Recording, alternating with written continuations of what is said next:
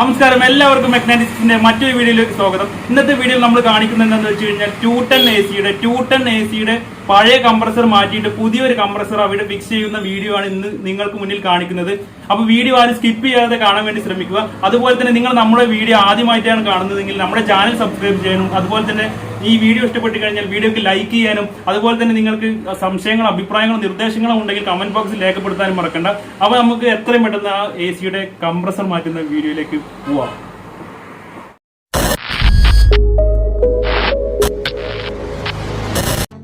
ഇതാണ് നമ്മൾ ഇന്ന് കംപ്രസർ മാറ്റാൻ വേണ്ടി പോകുന്ന 210 AC. ഇതിൻ്റെ ടോപ്പ് കവറിൻ്റെ സ്ക്രൂ നമ്മൾ ഓൾറെഡി റിമൂവ് ചെയ്തുകൊണ്ടാണ് പെട്ടെന്ന് തന്നെ അത് എടുത്ത് മാറ്റിയത്. ഇനി സൈഡ് കവറിൻ്റെ സ്ക്രൂസ് എല്ലാം റിമൂവ് ചെയ്യേണ്ടതുണ്ട്. അപ്പോൾ ഇനി നമുക്ക് സൈഡിലെ കവറിൻ്റെ സ്ക്രൂസ് എല്ലാം റിമൂവ് ചെയ്യാം.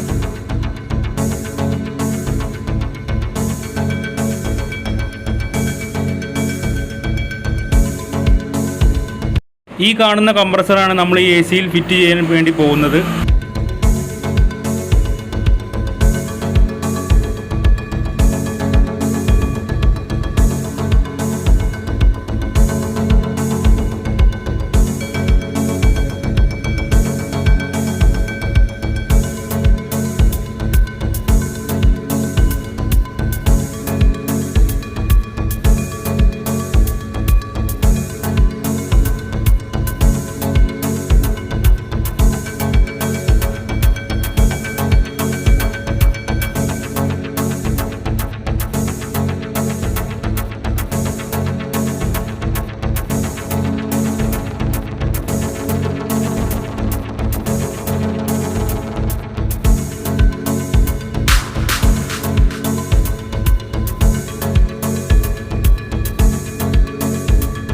അങ്ങനെ നമ്മൾ ഈ AC ഫ്രണ്ടിലെ കവർ പൂർണ്ണമായും അഴിച്ചെടുത്തിരിക്കുകയാണ്.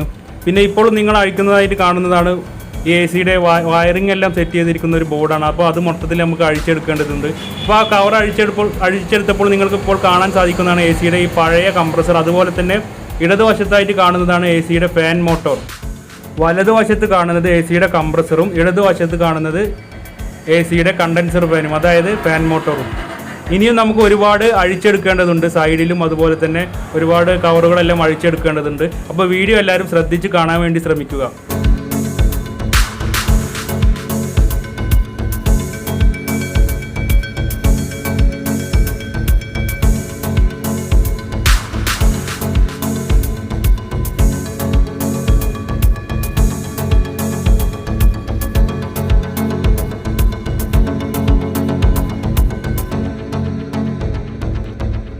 ഇപ്പോൾ നമ്മൾ അഴിച്ചുകൊണ്ടിരിക്കുന്നത് കംപ്രസറിൽ കണക്ട് ചെയ്തിരിക്കുന്ന വയറുകളാണ്.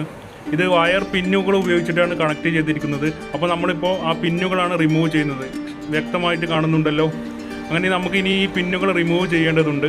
എന്നാലേ കംപ്രസർ മൊത്തത്തിൽ ഇങ്ങനെ അഴിച്ചെടുക്കാൻ പറ്റത്തുള്ളൂ. ഇത് കഴിഞ്ഞിട്ട് ഒരുപാട് പ്രോസസ്സുകൾ ബാക്കിയുണ്ട്. ഈ വെൽഡിംഗ് എല്ലാം അഴിച്ച് ഊരേണ്ടതുണ്ട്. അതുപോലെ തന്നെ കംപ്രസറിൽ ഗ്യാസ് ഉണ്ടെങ്കിൽ അത് മറ്റൊരു ഗ്യാസ് സിലിണ്ടറിലോട്ട് കൺവേർട്ട് മാറ്റാൻ പറ്റുമോ എന്നൊക്കെ നോക്കേണ്ടതുണ്ട്. അപ്പോൾ നമ്മൾ ഈ പിന്നുകളാണ് ഇപ്പോൾ റിമൂവ് ചെയ്യുന്നത്.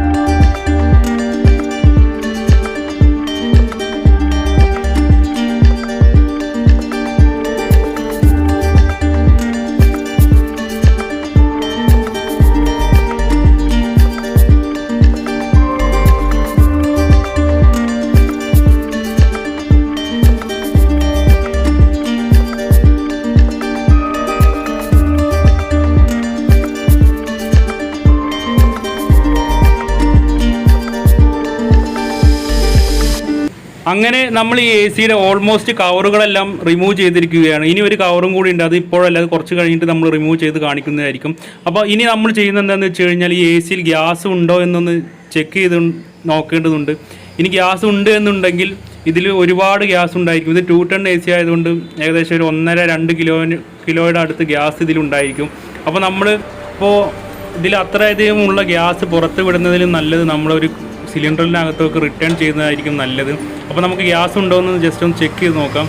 അപ്പോൾ അതിനുവേണ്ടി നമ്മൾ വാൾവ് തുറന്നപ്പോൾ ഗ്യാസ് ഉണ്ട്. എ സിയിൽ ഒരുപാട് ഗ്യാസ് ഉള്ളതായിട്ടാണ് ഇപ്പോൾ നമുക്ക് കാണാൻ സാധിച്ചത്. അപ്പോൾ ഈ എ സിയിൽ അത്രയധികം ഗ്യാസ് ഉള്ളത് കൊണ്ട് ഇനി നമുക്ക് ഈ എ സിയിലുള്ള ഗ്യാസ് മറ്റൊരു സിലിണ്ടറിലോട്ട് മാറ്റാൻ പറ്റുമോ എന്ന് നോക്കാം. അപ്പോൾ അതിനുവേണ്ടി നമ്മളിപ്പോൾ ഈ എ സിയുടെ വാൾവ് മറ്റൊരു സിലിണ്ടറിൽ കണക്ട് ചെയ്യാൻ പോവുകയാണ്.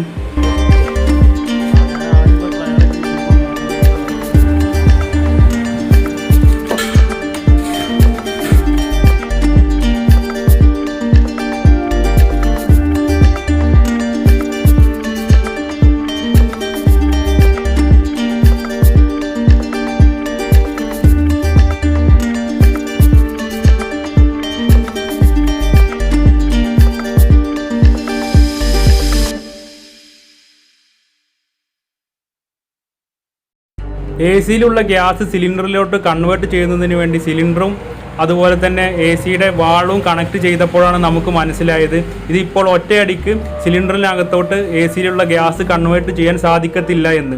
അതിന് കാരണം എന്താണെന്ന് വെച്ച് കഴിഞ്ഞാൽ എ സിയുടെ വാൾവിൽ സെക്ഷൻ ഡിസ്ചാർജ് എന്ന് പേരുള്ള 2 പൈപ്പ് കണക്ട് ചെയ്യാൻ പാകത്തിലുള്ള 2 ഹോളുകളുണ്ട്. ഇതാണ് ആ 2 ഹോളുകൾ. ഇത് ക്ലോസ് ചെയ്താൽ മാത്രമേ നമുക്ക് അത് എ സിയിലുള്ള ഗ്യാസ് സിലിണ്ടറിലോട്ട് കൺവേർട്ട് ചെയ്യാൻ സാധിക്കത്തുള്ളൂ. അപ്പോൾ ഇതിപ്പോൾ നമുക്ക് കൺവേർട്ട് ചെയ്യാൻ സാധിക്കാത്തത് കാരണം നമ്മൾ എ സിയിലുള്ള ഗ്യാസ് പുറത്തേക്ക് തന്നെ വിട്ട് ഒഴിവാക്കുകയാണ്. അതിന് കാരണം എന്താണെന്ന് വെച്ച് കഴിഞ്ഞാൽ എ സിയിൽ ഗ്യാസ് വെച്ചുകൊണ്ട് നമ്മൾ ഈ പൈപ്പെല്ലാം ഹീറ്റ് ചെയ്ത് കഴിഞ്ഞാൽ എ സിയുടെ കംപ്രസർ നമ്മളെല്ലാം പൊട്ടിത്തെറിക്കാൻ സാധ്യതയുണ്ട്. അതുകൊണ്ട് നമ്മൾ എ സിയിലുള്ള ഗ്യാസ് എല്ലാം പുറത്ത് വിട്ടു. ഇനിയിപ്പോൾ ഈ സെക്ഷൻ ഡിസ്ചാർജ് ചെയ്യുന്ന ഹോളുകൾ നമുക്ക് പൈപ്പ് ഉപയോഗിച്ച് എന്തെങ്കിലും ഉപയോഗിച്ച് ക്ലോസ് ചെയ്ത് കഴിഞ്ഞാൽ നമുക്ക് എ സിയിലുള്ള ഗ്യാസ് സിലിണ്ടറിനകത്തോട്ട് കൺവേർട്ട് ചെയ്യാം. അതിപ്പോൾ നമുക്ക് സാധിക്കാത്തത് കാരണമാണ്. അതായത് ഈ കസ്റ്റമറിന് എ സി പെട്ടെന്ന് തന്നെ റിപ്പയർ ചെയ്ത് കൊടുക്കാനുള്ളത് കൊണ്ട് അതുകൊണ്ടാണ് നമ്മൾ ആ ഗ്യാസ് എല്ലാം പുറത്ത് വിട്ടത്. ഇപ്പോൾ നിങ്ങൾ കണ്ടുകൊണ്ടിരിക്കുന്നത് എന്താണെന്ന് വെച്ച് കഴിഞ്ഞാൽ കംപ്രസറിൽ കണക്ട് ചെയ്തിരിക്കുന്ന കോപ്പർ പൈപ്പ് എല്ലാം ഹീറ്റ് ചെയ്തിട്ട് റിമൂവ് ചെയ്യുകയാണ്. അതാണ് ഇപ്പോൾ നിങ്ങൾ കണ്ടുകൊണ്ടിരിക്കുന്നത്. ശ്രദ്ധിച്ച് കണ്ടോളൂ.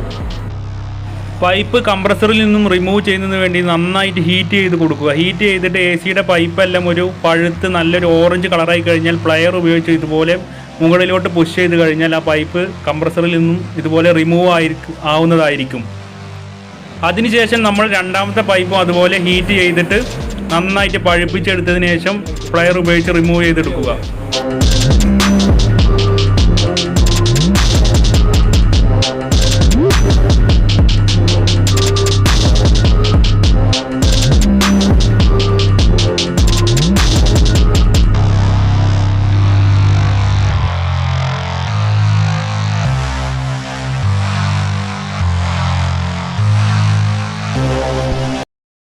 പൈപ്പെല്ലാം റിമൂവ് ചെയ്ത് കഴിഞ്ഞതിന് ശേഷം കംപ്രസർ ഉറപ്പിച്ചിരിക്കുന്ന നെട്ടും ബോൾട്ടെല്ലാം നമ്മൾ റിമൂവ് ചെയ്യുന്നതാണ് ഇപ്പോൾ കണ്ടുകൊണ്ടിരിക്കുന്നത്.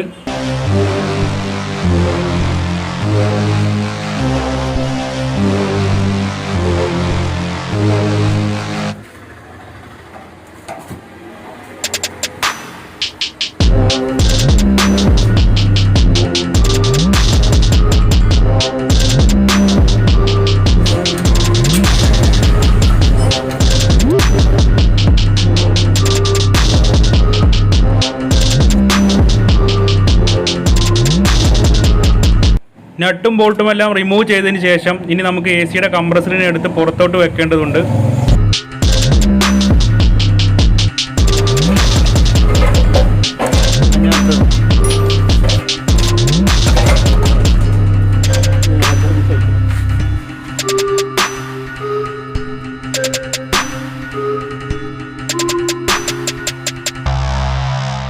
കംപ്രസറിനെ എടുത്ത് മാറ്റിയതിന് ശേഷം പഴയ കംപ്രസറിൽ ഉണ്ടായിരിക്കുന്ന ഈ ബുഷുകളെല്ലാം നമ്മൾ എടുക്കേണ്ടതുണ്ട്.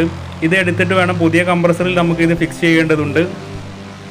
അങ്ങനെ നമ്മൾ ഈ 3 ബുഷുകൾ എടുത്ത് മാറ്റി ഇനി നമ്മൾ ചെയ്യുന്നത് എന്താണെന്ന് വെച്ച് കഴിഞ്ഞാൽ പഴയ കംപ്രസറിനെ ഇവിടുന്ന് നീക്കം ചെയ്തതിന് ശേഷം പുതിയ കംപ്രസറിനെ അവിടെ ഇൻസ്റ്റാൾ ചെയ്യും.